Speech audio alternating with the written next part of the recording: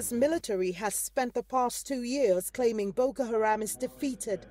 The claims were repeated even as the army is constantly battling Boko Haram, and the insurgents staged numerous suicide attacks on civilian targets. This time round, the Chief of Defense Staff, Tukur Buratai, spent the weekend in Sambisa Forest celebrating the fall of what the army says is Boko Haram's remaining stronghold.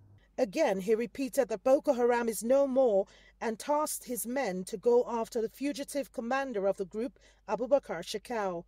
Many here agree significant gains have been made against Boko Haram, but feel it's too early for the army to claim victory. If we look back to, by 2014, they were occupying about 27 local governments in Nigeria. As of today, even though they may have presence in some of these locations, but they are not occupying or administering any local government in Nigeria.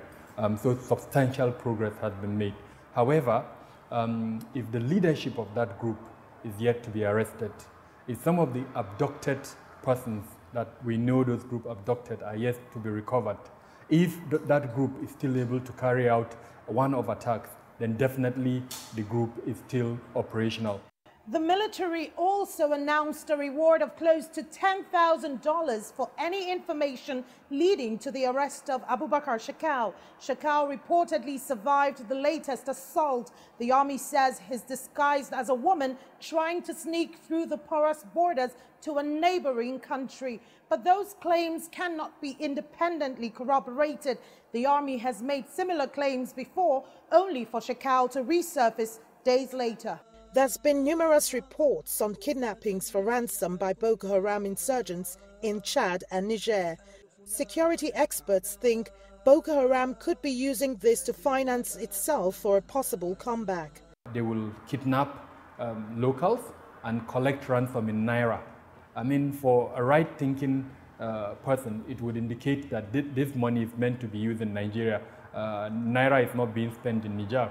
So if they are collecting ransom in Nigeria, that means they are going to spend it in Nigeria. So that means an avenue of funding is left unchecked.